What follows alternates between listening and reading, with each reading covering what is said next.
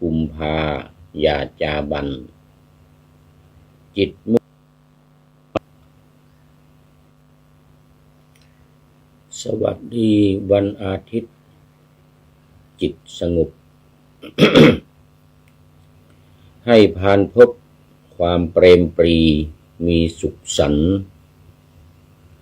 วันที่1 กุมภายาจาบันจิตมุ่งมั่นสร้างสรรค์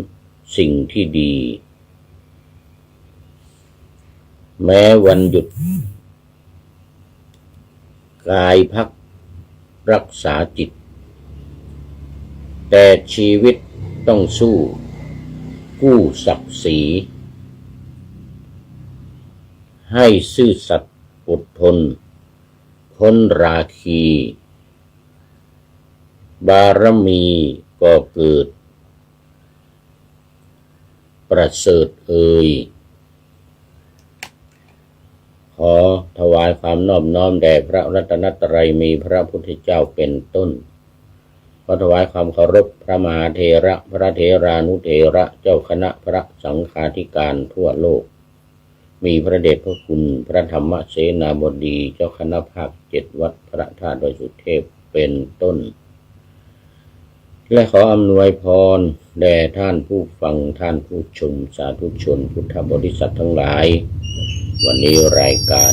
นาวาวังทองของวัดพระธาตุดอยสุเทพออกอากาศทางสถานีวิทยุ2 แห่งคือสถานีวิทยุพระพุทธศาสนาแห่งชาติและจริยธรรมวัดพระธาตุดอยสุเทพมีพ่อครูวันลบนามวงพรหมเป็นผู้อำนวยการอาจารย์พระมหาประสิทธิ์ปัสสาธิโกเป็นหัวหน้าสถานีและอัตมภาพพระครูปริยัติยานุศาสตร์เป็นผู้บรรยายเป็นประจำทุกวันศุกร์เสาร์และอาทิตย์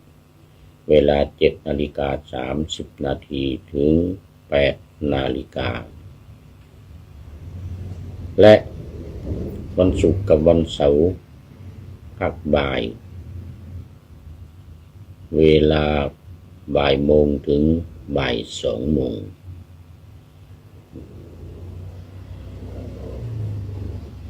2สถานีวิทยุเพื่อการศึกษาพระพุทธศาสนาและวัฒนธรรมสสววัดฝายหินตำบลสุเทพอำเภอเมืองจังหวัดเชียงใหม่มีท่านพระครูสมุวิศวัตรวรกิจโยเจ้าอาวาสวัดฝายหินเป็นผู้อำนวยการ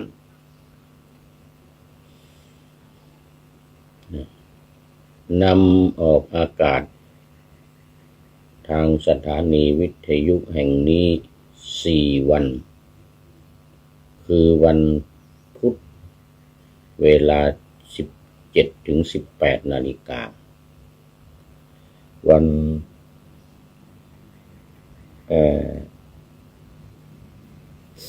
ขออภัยคันจมูกเป็นประจำศุกร์วันเสาร์เวลา14-15 นาฬิกาและวันอาทิตย์เวลา15-16 นาฬิกาวันนี้ก็บันทึกเสียงล่วงหน้ามา นานพอสมควรเนื่องจากว่าเป็นวันอาทิตย์และวันนี้จะมีงานในภาคบ่ายจะไม่มีเวลาภาคเช้านี้ก็จะมีงานมี2 งานนะเนี่ยเห็นว่าทาง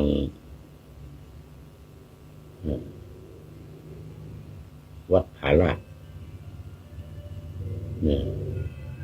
จะได้มาตั้งขบวนแห่พระพุทธรูปดอกไม้ จากวัดฝายหินนี่ขึ้นไปวัดผาลาดเป็นประจำทุกปีวันที่1 กุมภาพันธ์ไปจนของทุกปีเห็นว่าทำมาแล้ว2 ปีปีนี้เป็นปีที่3เมื่อคืนที่แล้วนี่แต่นิมนต์ท่านอาจารย์พระมหาสง่าธีรสังวโรหรือท่านพระครูธีรสุตพจน์เจ้าอาวาสวัดผาลาดมาเทศในงานศพของแม่วิจิตรเมื่อคืนที่ผ่านมาตอนนี้ขอต้อนรับคุณโยมสายสมรเบญจกุลนู้นจากอำเภอท่าปลาจังหวัดอุตรดิตถ์วันนี้เป็นท่านแรกเลยเข้ามาในรายการเราโมทนาเป็นอย่างยิ่งเนี่ย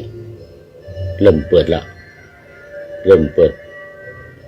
เสียงละเสียงแห่เสียงเพลงเพลงแห่ที่จะแห่กระบวนพระพุทธรูปดอกไม้ขึ้นไปวัดผาลาดโดยจะมีขบวนช้างนะช้างจริงนะไม่ใช่ช้างสารแล้วก็มาหามขึ้นไปไม่ใช่นะนี่ช้างตัวจริงเป็นว่างั้นนะแล้วก็กินไม้ไผ่กินใบไม้ไผ่ขึ้นไปด้วยว่างั้นนะในระหว่างทางเนี่ยเช้าของวันนี้แล้วก็จะมีพิธีทำบุญ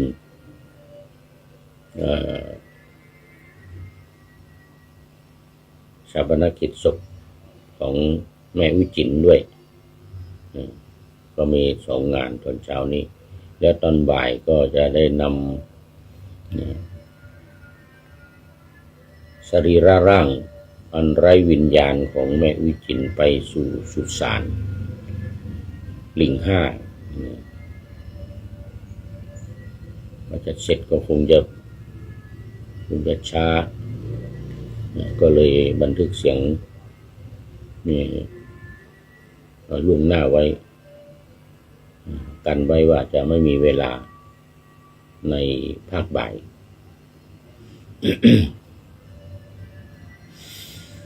เอาละตอนนี้ก็เข้ามาสู่เนื้อหาสาระของธรรมะในรายการนาวาวังทองซึ่งเป็นรายการที่สืบเนื่องมาจากโครงการปูทางสู่การตื่นรู้ธรรมนาวาวังและโครงการนี้ก็สืบเนื่องมาจากสำนักศึกษาธรรมโดยธรรมนาวาก็มีที่เป็นหลักๆก็คือนาวานี่แหละนาวานี่เป็นชื่อของพระสูตรหนึ่งในพระไตรปิฎกเรียกว่านาวาธรรมนาวาธรรมสูตรธรรมะคือนาวาในพระไตรปิฎกที่องค์สมเด็จพระสัมมาสัมพุทธเจ้าประทานไว้ตอนนี้ขอต้อนรับคุณโยมทิพวรรณสินธุวงศ์FC ตัวจริงมาแล้วอันนี้ตื่นกันแต่เช้านะน้อมในธรรมสาธุวันนะโมทนาวันนี้ FC ตัวจริงเข้ามากันแล้วแล้วก็ที่ว่าสืบเนื่องกันมานี่ก็คือว่านี่แหละตั้งแต่ในพระไตรปิฎกที่ประบัติที่องค์สมเด็จพระสัมมาสัมพุทธเจ้าทรงตรัสไว้แล้วท่านเจ้าคุณอาจารย์ต้น หรืออาจารย์ทวีวัจรุวรรณโนเจ้าสำนักศึกษาธรรมโดยธรรมนาวานี่นะก็เอามาตั้งเป็นชื่อสำนักแต่ว่าในฐานะที่ว่าอยู่บนดอยบนภูเขาที่จังหวัดเชียงรายนะก็เลยมีคำว่าดอยอยู่ด้วยดอยธรรมนาวาเพิ่มคำว่าดอยเข้ามานะคราวนี้พอมาสู่สำนักพระราชวังก็เพิ่มคำว่าวังเข้ามาและตัดคำว่าดอยออกไปโอ้ขอต้อนรับคุณโยมเปรมใจบัวใสนี่จากสันป่าตองเชียงใหม่เหมือนกันในโยมทิพวรรณก็เชียงใหม่เหมือนกันอำเภอเมืองแต่ว่าอันนี้อำเภอสันป่าตองในจังหวัดเชียงใหม่เหมือนกันเจริญพรยินดีต้อนรับเข้าสู่รายการวันนี้ไม่เป็นไรเพราะวันนี้เรามีเวลามาก1 ชั่วโมง1 ชั่วโมงเป็นขั้นตอนที่2ใช่ไหม1ในพระไตรปิฎก2ที่ดอยธรรมนาวาจังหวัดเชียงรายแล้วก็ขั้นตอนที่3มาสู่สำนักพระราชวังนี่เพิ่มคำว่าวังเข้ามาตัดคำว่าดอยออกเหลือธรรมนาวาวังธรรมนาวาวังเอาวันที่10พอมาระยะที่5หรือขั้นตอนที่เดี๋ยวเมื่อกี้นี่3หรือเปล่า1 2 3 4เนี่ยมาเป็นรายการทางสถานีวิทยุนี้ก็เพิ่มคำว่าทองเข้ามาเพิ่มคำว่าทองเข้ามาตัดคำว่าธรรมะออกอีกอดีตพระคุณหลวงพ่อพระธรรมเสนาบดีรับนโยบายจากสำนักพระราชวังมาก็มาตั้งเป็นตัดคำว่าธรรมะออกเหลือนาวาได้เพิ่มทองเข้ามาทีหลังนาวาแล้วก็วังแล้วก็ทองเนื่องจากว่าเห็นว่าธรรมะที่นำมาเสนอเนี่ยมันมีคุณค่าหาประมาณไม่ได้หาอะไรมาเปรียบเทียบยากเป็นธรรมะขั้นสูงเป็นเป้าหมายสูงสุดในพระพุทธศาสนาคือการจะให้คนพ้นจากทุกข์เหมือนกับพระพุทธองค์ทรงพ้นจาก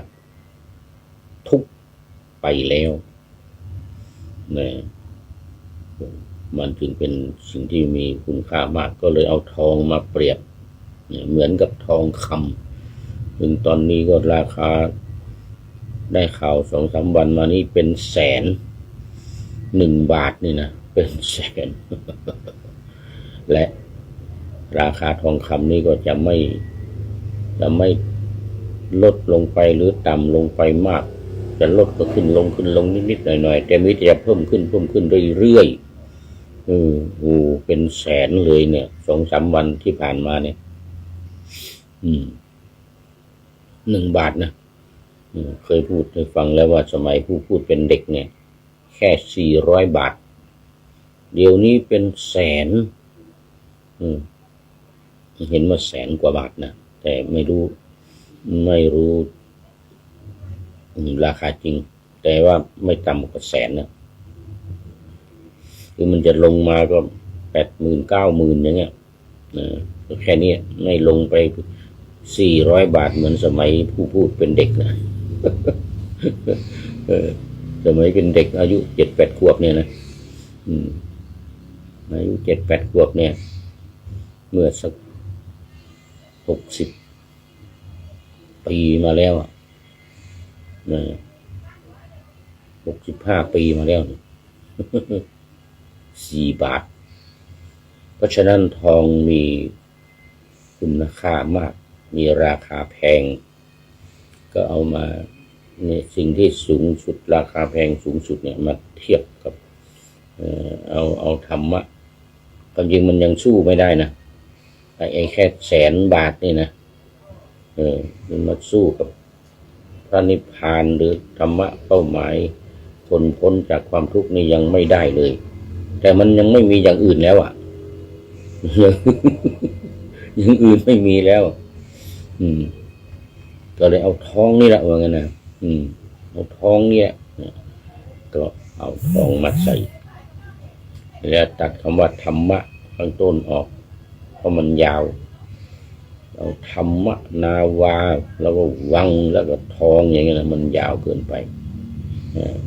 ก็เอาเพียงแค่ว่านาวาวังทองที่สาเหตุแต่ละขั้นตอนที่มีการตัดนู่นตัดนี่ตัดคำว่าดอยคำว่าอะไรต่างๆออกนี่นะคนสาเหตุนี่แหละก็มันยาวมันยาว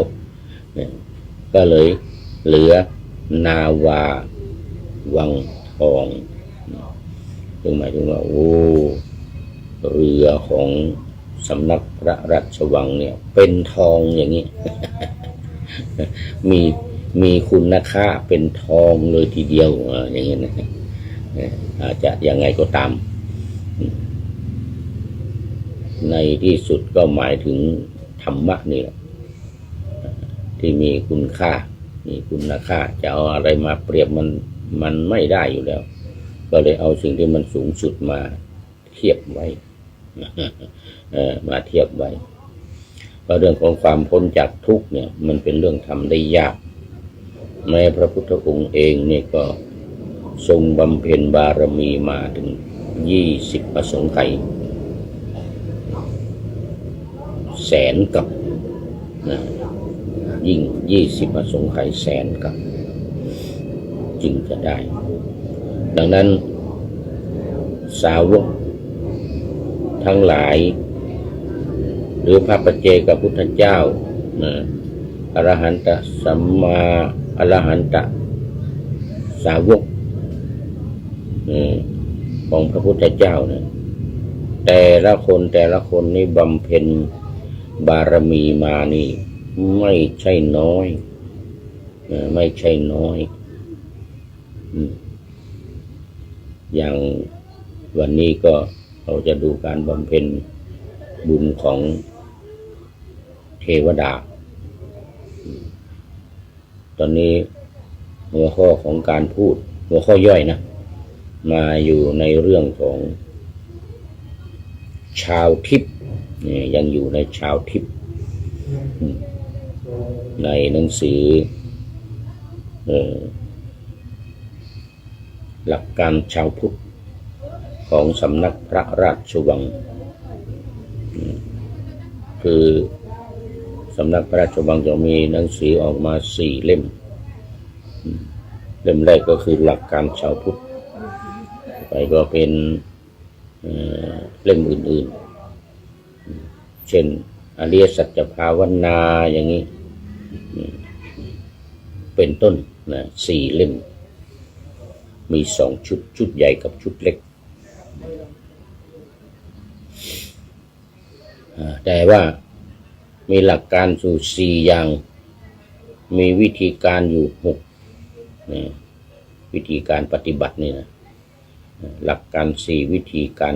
6แต่มีสิ่งสำคัญที่เรียกว่าเป็นไฮไลท์เป็นไฮไลท์ของ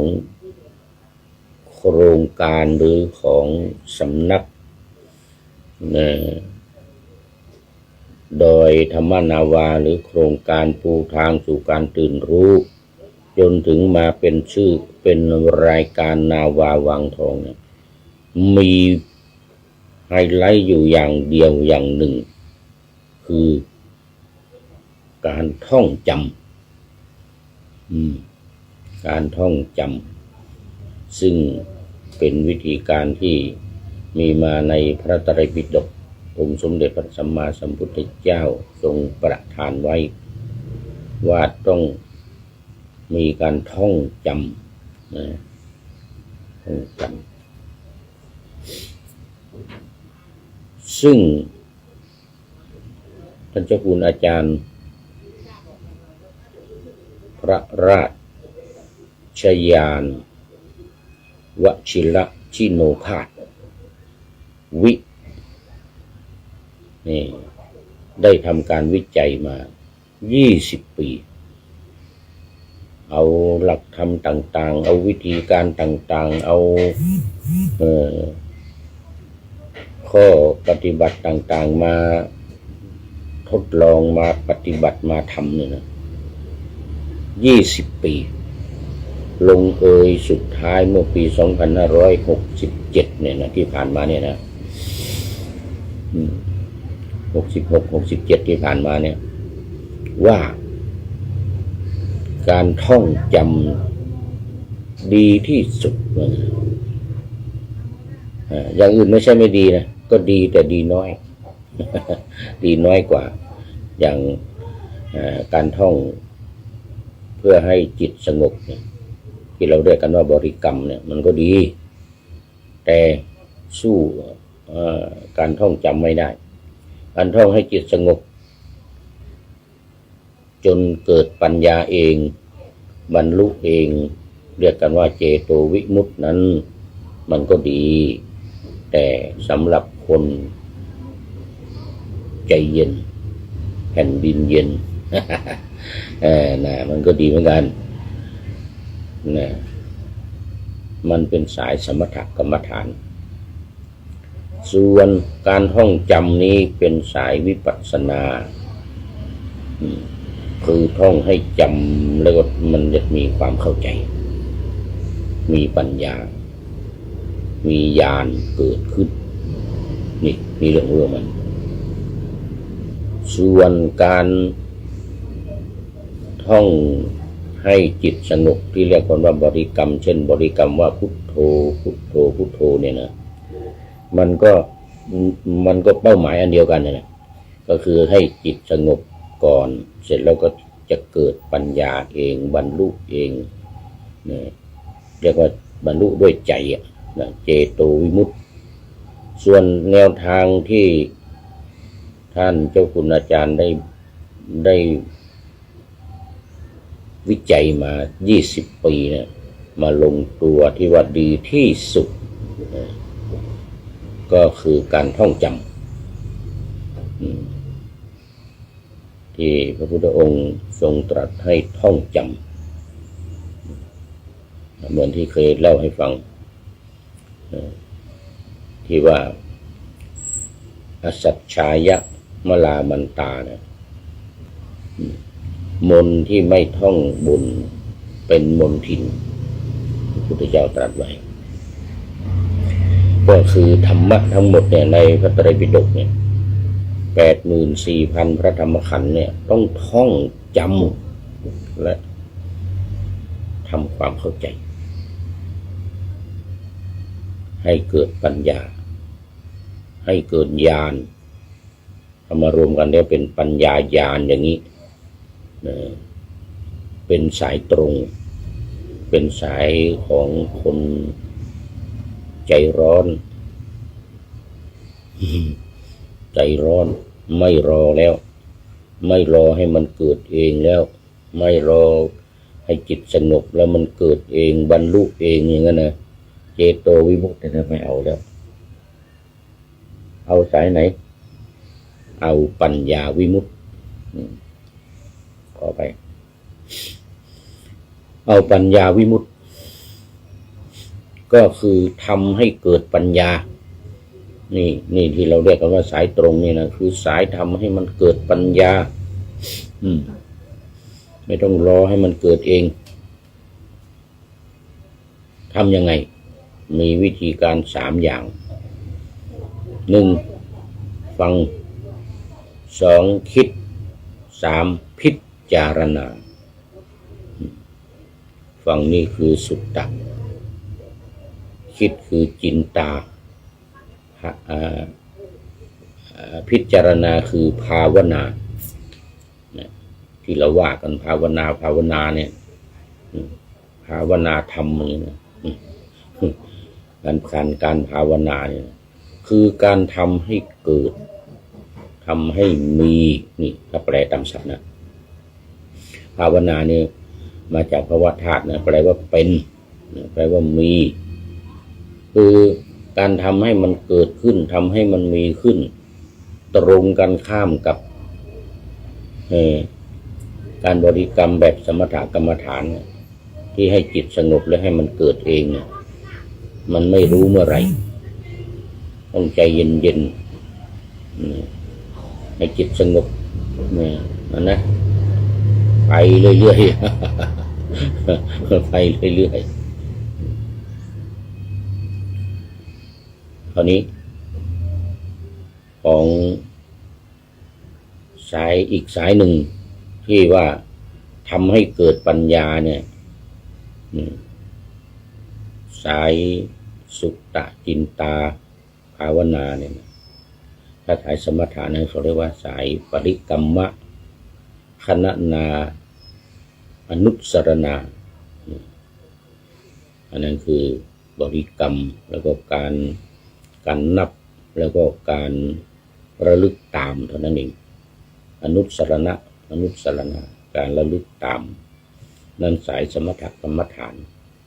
คนสายวิปัสสนานี่มีการฟังการคิดและ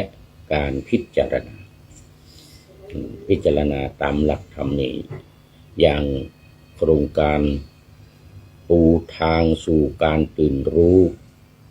ธรรมนาวาวังนี่นะซึ่งสำนักศึกษาธรรมโดยธรรมนาวานำหลักธรรมมา4อย่างเขาเรียกหลักการ4เป็นหลักการวิธีการ6วิธีการปฏิบัติเนี่ยมี6อย่างก็สืบเนื่องกันมาจากหลักการนี่แหละได้มาเน้นจุดสำคัญจุดไฮไลท์ที่สำคัญก็คือท่องจำนี่นะแล้วมันจะเกิดความเข้าใจเกิดความเข้าใจทำให้มันเกิด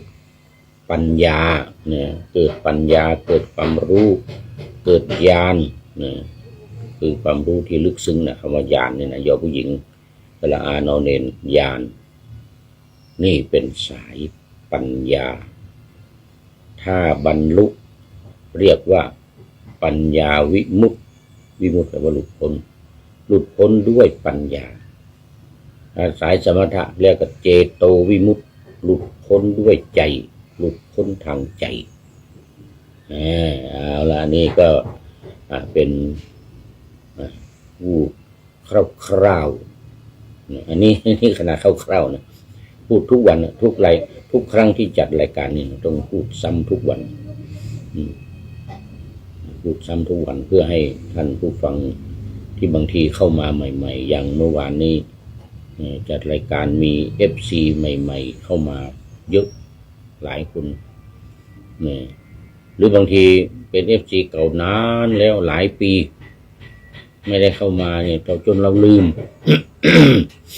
จนผู้พูดนี่ลืมเข้ามาเคยมาหรือเปล่าดูคุ้นๆอย่างเงี้ยนะแต่มันนานหลายปีแล้วไม่เข้ามา เนี่ยก็จะได้ทบทวนไปในตัวจะได้ทบทวนเรื่องของหลักการ4วิธีการ6เนี่ยต้องว่าอยู่ประจำเลยแล้วก็จึงว่าหัวข้อใหม่หัวข้ออย่างวันนี้หัวข้อเรื่องชาวทิพย์เนี่ยนะเรื่องชาวทิพย์ก็มาต่อเรื่องชาวทิพย์วันนี้ก็จะต่อตอนเช้าพูดยังไม่ทันจบมันหมดเวลา มันหมดเวลาเดี๋ยวตอนนี้ก็จะมาต่ออีกแต่พูดถึงหลักการธรรมะ4อย่างในที่นำมาเป็นหลักการนี้ก็คือ1ไตรรัตน์หรือรัตนไตรัยก็ได้พระพุทธธรรมสงฆ์เนี่ยนะ2ธาตุ4คือดินน้ำไฟลมเนี่ยนะ3ขันธ์5รูปเวทนาสัญญาสังขารวิญญาณเนี่ยแล้วก็4อริยสัจ4 ทุกข์สมุทัยนิโรธมรรคนี่อันนี้เป็นหลักการสำคัญ4 อย่างหลักธรรมความจริงมันมีเยอะใน ในพระไตรปิฎกในหลักกรรมฐานเนี่ยมันมีเยอะแต่เอามาที่สำคัญ4 อย่างนี้ 1. ไตรรัตน์ 2. ธาตุ4 3. ขันธ์ 5 4. อริยสัจ 4เนี่ยแล้วก็มาดูวิธีการในที่นี้วิธีการมี6 อย่างข้อที่ 1วิธีการในข้อที่ 1ที่ว่าพระรัตนตรัยเนี่ยคือให้ระลึกถึงพระพุทธพระธรรมพระสงฆ์โดยการท่องให้จำท่องให้จำเนี่ยพุทโธเมนาโถธัมโมเมนาโถสังโฆเมนาโถพระพุทธเจ้าเป็นที่พึ่งของข้าพเจ้าพระธรรมเป็นที่พึ่งของข้าพเจ้าพระสงฆ์เป็นที่พึ่งของข้าพเจ้านี่ท่องให้จำทำความเข้าใจให้ลึกซึ้งระลึกอยู่เสมอระลึกอยู่ตลอดเวลานอกจากระลึกแล้วก็ท่องให้จำให้ติดใจติดปากติดหูติดจมูกติดเข้าไปในใจใจยอมรับนอนหลับก็ท่องได้ใจท่อง ปากไม่ต้องท่องปากงับใจท่องอยู่ตลอดพุทโธเมนาโถธัมโมเมนาโถสังโฆเมนาโถหรือจะเอายาวอีกหน่อยพุทโธเมสรณังวะรังอย่างงี้ธัมโมเมสรณังวะรังสังโฆเมสรณังวะรังพระพุทธเจ้าเป็นที่พึ่งอันประเสริฐของข้าพเจ้าอันนี้ยาวมาอีกหน่อย มีคำว่าวะรังเข้ามาธัมโมเมสรณังวะรังพระพุทธเจ้าเป็นที่พึ่งอันประเสริฐของข้าพเจ้าสังโฆเมสรณังวะรังพระสงฆ์เป็นที่พึ่งอันประเสริฐของข้าพเจ้านี่นะมีคำว่าอันประเสริฐเข้ามาด้วยมีคำว่าวรังหรือวระเนี่ยวระแปลว่าประเสริฐที่เรามาเป็นภาษาไทยว่าพระเนี่ยวระเนี่ยเอาวอแหวนเป็นพอพานเนี่ยก็เป็นพระใช่ไหมเป็นพระก็ออกเสียงเป็นพระในที่เราว่ากันทุกวันเนี่ยพระพุทธเจ้าอย่างเงี้ยพระธรรมพระสงฆ์เนี่ยมันมาจากคำว่าวระเนี่ยวระแปลว่าประเสริฐเพราะฉะนั้นพุทโธเมสรณังวะรังพระพุทธเจ้าเป็นที่พึ่งอันประเสริฐของข้าพเจ้าธัมโมเมสรณังวะรังพระธรรมเป็นที่พึ่งอันประเสริฐของข้าพเจ้าสังโฆเมสรณังวะรังพระสงฆ์เป็นที่พึ่งอันประเสริฐของข้าพเจ้านี่ท่องให้จำทำความเข้าใจให้ดีนี่เป็นวิธีการในที่จะพึงปฏิบัติในข้อที่ 1แต่ว่ามีคำให้ท่องที่ยาวกว่านี้เนี่ยคำให้ท่องเนี่ย2วิธีการข้อที่ 2สำหรับธาตุ4นี่คือทำยังไงก็ท่องนี่เหมือนกันนะท่องให้จำดินน้ำไฟลมเนี่ยนะไม่ใช่ดินน้ำไฟลมอย่างเดียวนะต้องความหมายของมันด้วยดินคืออะไรน้ำคืออะไรลมคืออะไรไฟคืออะไรเนี่ยมันจะมีคำท่องไว้เช่นธาตุใดมีลักษณะแข็งแข็งนั่นคือปฐวีธาตุในปฐวีธาตุนี้มีอะไรบ้างผมขนเล็บฟันหนังเนื้อเอ็นกระดูกเยื่อในกระดูกม้ามหัวใจตับพังผืดไตปอดลำไส้ใหญ่ลำไส้น้อยอาหารใหม่อาหารเก่าอย่างนี้นะ มีให้ท่องในหนังสือบอกว่าให้ท่องตามนี้ทุกตัวอักษรไม่ให้ตกหล่นไม่ให้ขาดไม่ให้หายในทุกอิริยาบถ ไม่ว่าจะเป็นการนอนการนั่งการยืนการเดินท่องหูดับตับแตกท่องหูดับตับแตกต้องให้มันจำแล้วก็ทำความเข้าใจด้วย จำคำแปลมันให้ชัดจำคำแปลมันให้ไม่ให้ลืมนี่ท่องทั้งสองอย่างทั้งบาลีทั้งคำแปลมันแล้วก็ทำความเข้าใจให้ลึกซึ้งให้แจ่มแจ้งชัดเจนมันก็คือคำว่าวิปัสสนานี่เรื่องมันวิปัสสนาแปลว่าเห็นแจ้งทำความเข้าใจให้รู้แจ้งเห็นจริงจึงเรียกว่าวิปัสสนานี่ก็ถือว่าเป็นสายวิปัสสนาโดยตรง3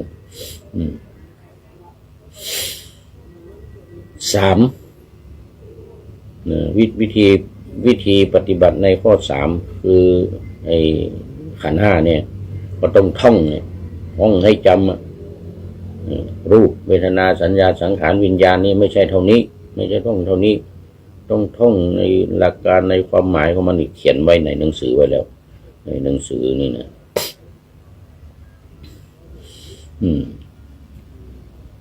เสร็จแล้วรูปคืออะไรนะ มีเท่าไรอะไรบ้างเขียนไว้แล้วรูปมี28แบ่งเป็นมหาภูตรูป4ดินน้ำไฟลมก็คือไอ้ธาตุ4ที่ในข้อที่2นั่นแหละ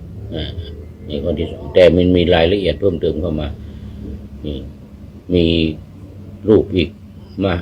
อุปาทายรูปอีก24อันนี้ต้องไปท่องนะต้องไปท่องในอุปาทายรูป24นี่มีภาษาทรูปเป็นต้น ที่มันอาศัยขันธ์5นี่อยู่เนี่ย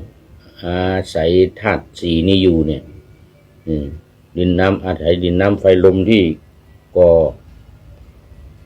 ตั้งก่อตัวอยู่เนี่ยนะเกิดเช่นภาษาทรูปเนี่ยตาอย่างเงี้ยหูจมูกลิ้นกายและใจ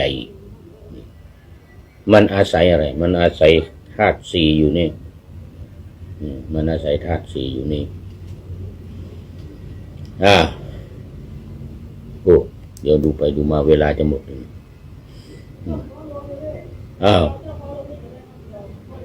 นี่ข้อ3 ในการปฏิบัติต่อขันธ์5และการปฏิบัติต่อขันธ์5เสร็จแล้วนี่เมื่อกี้ข้ามมันนิดหนึ่งข้อที่2เนี่ย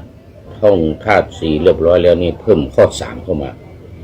เพิ่มข้อ3ยังไม่ใช่ขันธ์5เพิ่มเข้ามาใหม่คือการพิจารณากาย6ขั้นตอน1ตายหมดลมหายใจเป็นลมหายใจหมดก็คือตาย2น้ำดันดินก็คือน้ำที่อยู่ในตัวของเราในธาตุน้ำมันดันธาตุดินออกมาให้มันเน่าให้มันพองหน้านี้พองขึ้นมาอย่างนี้ตัวลำตัวนี้พองอืดขึ้นอย่างนี้นะเขาเรียกว่าน้ำดันดิน3ดินแตกพอมันดันขึ้นมาบ้างๆหน่อยก็แตกเลยนี่เป็นน้ำเหลืองน้ำหนองออกมาแตกปริแตกทั่วร่างกายน้ำเหลืองน้ำหนองน้ำเลือดอะไรก็ซึมออกมาไหลออกมาอันนี้เรียกว่าน้ำดันดินแตกข้อที่4เนี่ยน้ำละลายดินข้อที่4นี่น้ำละลายดินก็คือว่าน้ำเนี่ยมันจะซะเอาดินที่ในตัวของเราเนี่ยเน่าพังทลายไหลออกไปหมดเหลือแต่กระดูกข้อที่5เหลือแต่โครงกระดูกแล้วก็ข้อที่6กระดูกแตกสลายทำลายไปอีกนี่เรียกว่าพิจารณาร่างกายเหล่านี้6ขั้นตอนจำไว้ให้ดี1 หมดลมหายใจสองน้ำดันดินสามดินแตกสี่น้ำละลายดินห้าเหลือแต่โครงกระดูกหกโครงกระดูกพังทลายสลายไปหมดไม่เหลืออะไรเลยเป็นข้อที่สามเพิ่มเข้ามาวิธีการนี่นะทีนี้เลื่อนข้อสามก็คือขันธ์ห้าเนี่ยไปเป็นข้อสี่โดยการท่องโดยการจำทำความเข้าใจเดี๋ยวโดยการท่องให้จำแล้วก็เพิ่มข้อห้าเข้ามาคือทำความเข้าใจในขันธ์ห้าว่ามันเป็นยังไงมันเกิดมันดับยังไงนะมันก็มีอยู่สองอย่างเนี่ยเกิดกับดับ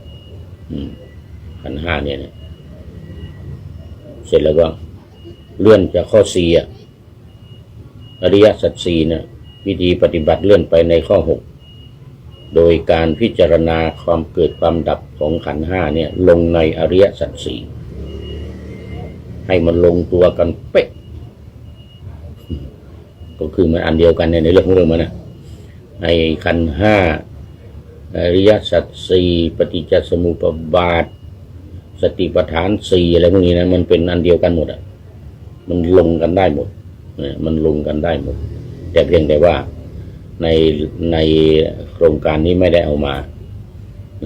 แต่มันก็สืบเนื่องกันอยู่อริยสติปัฏฐานสี่ไม่ได้เอามาก็จริงปฏิจจสมุปบาทไม่ได้เอามาก็จริงแต่เวลาดำเนินการเวลาพิจารณาเวลาปฏิบัติเนี่ยมันก็จะเกิดขั้นตอนอันเดียวกันคือปฏิจจสมุปบาทนี้ก็มีสายเกิดสายดับเหมือนกันสติปัฏฐานสี่ก็เหมือนกันมีเกิดดับเหมือนกันอริยสัจสี่นี่ก็มีสายเกิดสายดับเหมือนเดียวกันดังนั้นก็จัดขันธ์ห้าก็มีเกิดมีดับเหมือนกันหมดเพราะอะไรเพราะมันเป็นไตรลักษณ์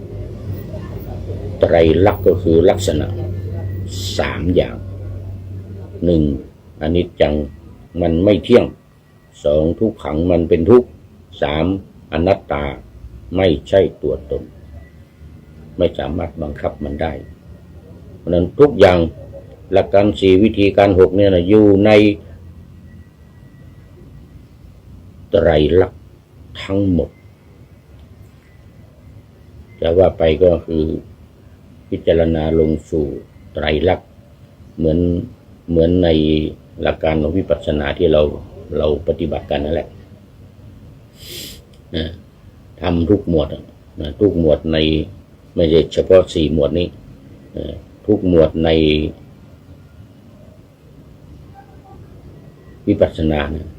ตั้งแต่ขันธ์ห้าอายตนะ12ธาตุ18อินทรีย์22อริยสัจสี่ปฏิจจสมุปบาท12รวมแล้ว73ข้อเนี่ยก็จะต้องสรุปลงในไตรลักษณ์คืออนิจจังทุกขังอนัตตาไอ้นี่ก็เหมือนกันหลักการเดียวกันของโครงการธรรมนาวาวังเนี่ยหลักการนั้นเดียวกันสรุปลงในอนิจจังทุกขังอนัตตาไม่เที่ยงเป็นทุกข์เป็นอนัตตาเอาแล้วตอนนี้ก็เข้ามาสู่เนื้อหาที่ว่าค้างไว้ในตอนเช้าเรื่องของชาวทิพย์อันนี้ท่านองค์สมเด็จพระสัมมาสัมพุทธเจ้าก็ตรัสกับท่านพระมหาโมคคัลลานะขึ้นไปสู่บนสวรรค์ชั้นดาวดึงส์ก็ไปถามแม่เทพธิดาองค์หนึ่งชื่อว่าเรวดีเทพธิดาเรวดีว่าโอ้สมัยอยู่ในเมืองมนุษย์เนี่ยทำบุญทำทานอะไรทำงานอะไรจึงได้วิมานสวยงามชื่อว่าเรวดีวิมานนี้แล้วก็มีแสงสีรัศมีซ่านออกจากร่างกายที่สวยงามนางเทพธิดายังไม่ทันตอบตอนเช้านี่นะ ตอนนี้จะตอบแล้วนางเรวดีจะเดี๋ยวมันมียักษ์อีก2 ตน กล่าวคาถาว่านางเรวดีเนี่ยเป็นคนไม่ดีอย่างนั้นอย่างนี้ชาติชั่วอย่างเงี้ยนะจะต้องเอาไปโยนลงในนรกสารทนรกประกาศกล้องเสร็จแล้วก็มายักษ์สองตนนี่นะก็นำ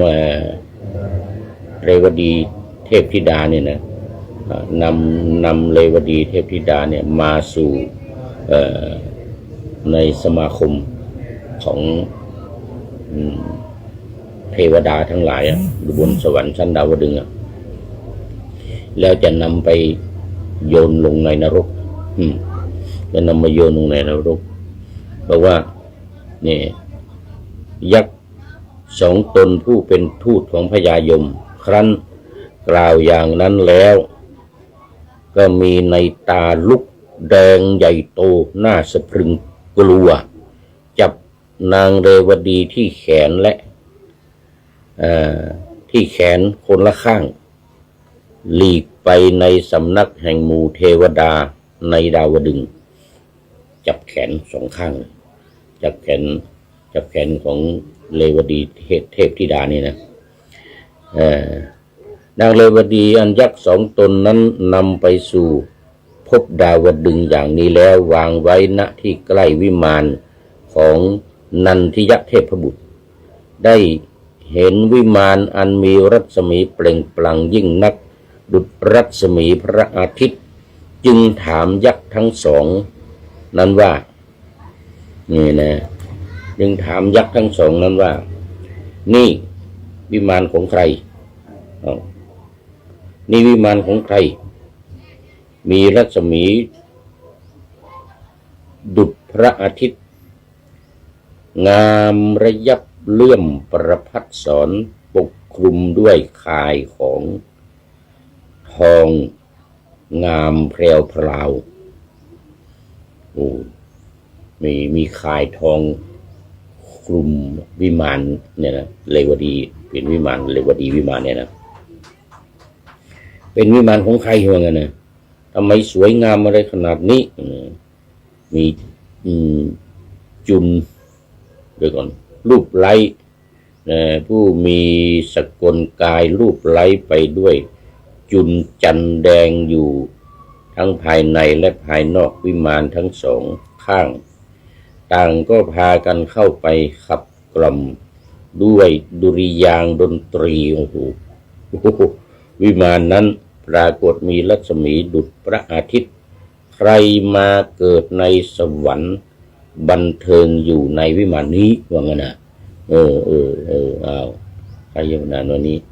ยักษ์สองตนจึงบอกแก่นางเรวดีว่าวิมานของนันทิยอุบาสกในเมืองพาราณสีซึ่งเป็นผู้ไม่ตรณีเป็นทานาธิบดีมีใจโอบอ้อมอารีเป็นวิมานเกลื่อนกล่นไปด้วยเทพบุตรเทพธิดามีรัศมีรุ่งเรืองดุจรัศมีของพระอาทิตย์มีวงดนตรีดุริยางค์ดนตรีวิมานของนันทิยอุบาสกนั้นปรากฏมีรัศมีดุจพระอาทิตย์นันทิยอุบาสกนั้นมาเกิดในสวรรค์บันเทิงอยู่ในวิมานนี้ลำดับนั้นนางเรวดีกล่าวว่าฉันเป็นภรรยาของนันทิยอุบาสกละทีนี้ ที่ได้มานี่ก็เป็นเพราะว่าเป็นภรรยาของนันทิยอุบาสกสมัยที่อยู่ในเมืองมนุษย์นะสมัยที่อยู่ในเมืองมนุษย์เป็นหญิงแม่เรือนเป็นใหญ่ในสกุลทั้งปวงเพราะฉะนั้นบัดนี้ฉันจักรื่นรมอยู่ในวิมานของสามีก็พวกท่านปรารถนาจะนำฉันไปสู่นรกฉันไม่ปรารถนาจะเห็นนรกนั้นนะพูดกับยักษ์ลูกน้องของพญายมจะมาเอานางไปยักษ์สองตนนั้นมิยอมอนุญาตให้จึงพาตัวลงไปใกล้อุสถนรก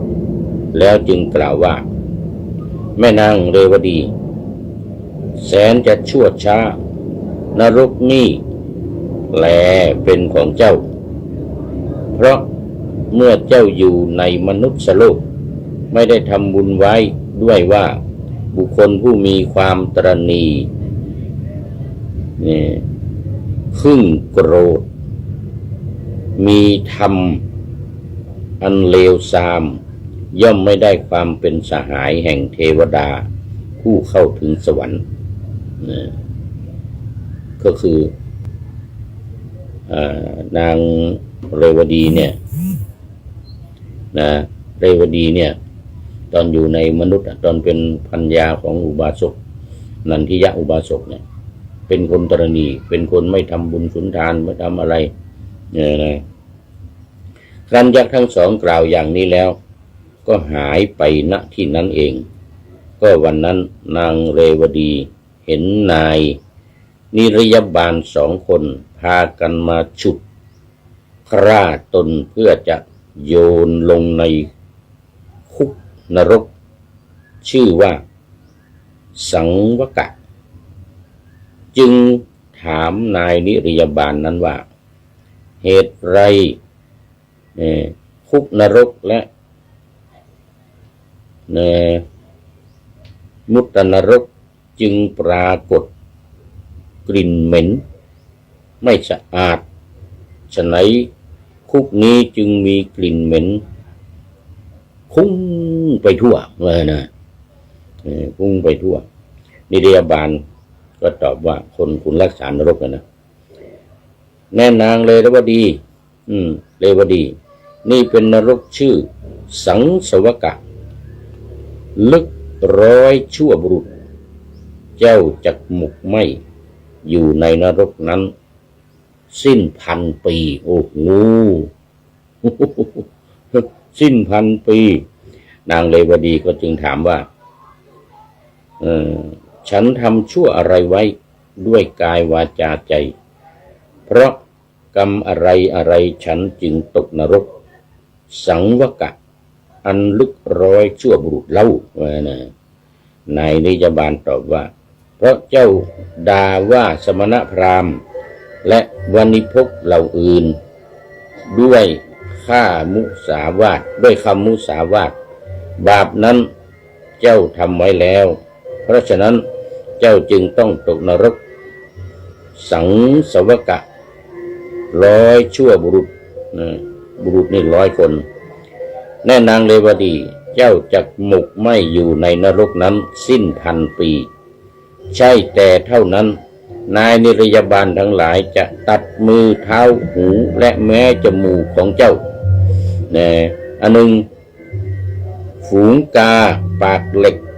ย่อมพากันมาลุมจิกกินเนื้อของเจ้าให้ดิ้นทุรนทุรายอยู่ให้ดิ้นรนอยู่นางเรวดีได้ฟังอย่างนั้นก็เศร้าใจจะกล่าวแต่ยังไม่ทันกล่าวหมดเวลาเอาวันนี้ยังมันโอ้โหยาวเหลือเกินนะนี่เดี๋ยวต้องอีกครั้งหนึ่งในครั้งต่อไปในครั้งต่อไปเดี๋ยวฟังกันอีกวันพุธเนี่ยวันพุธหน้านี่ฟังอีกสถานีเดียวกันนี่แหละเนี่ยวัดฝายหินนี่สถานีวัดฝายหินเหมือนวันนี้แล้ววันนี้คุณโยมเปรมใจเป็นท่านสุดท้ายคือมีคุณโยมทิพวรรณมีคุณโยม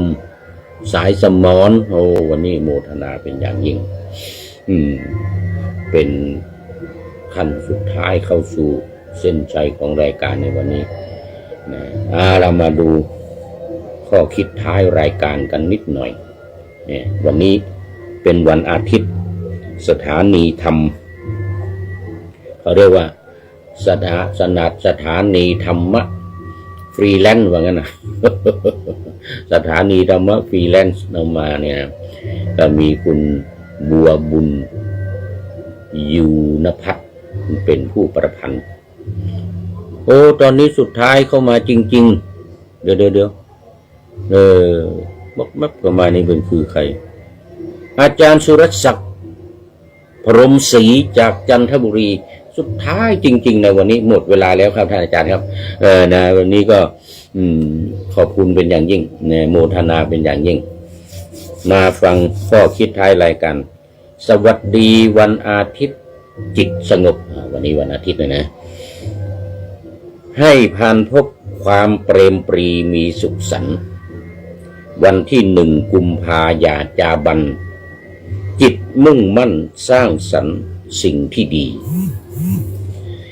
แม้วันหยุดกายพักรักษาจิตแต่ชีวิตต้องสู้กู้ศักดิ์ศรีให้ซื่อสัตย์อดทนพ้นราคีบารมีก่อเกิดประเสริฐเอ่ยขอบคุณสถานีธรรมะฟรีแลนซ์ไว้เป็นอย่างยิ่ง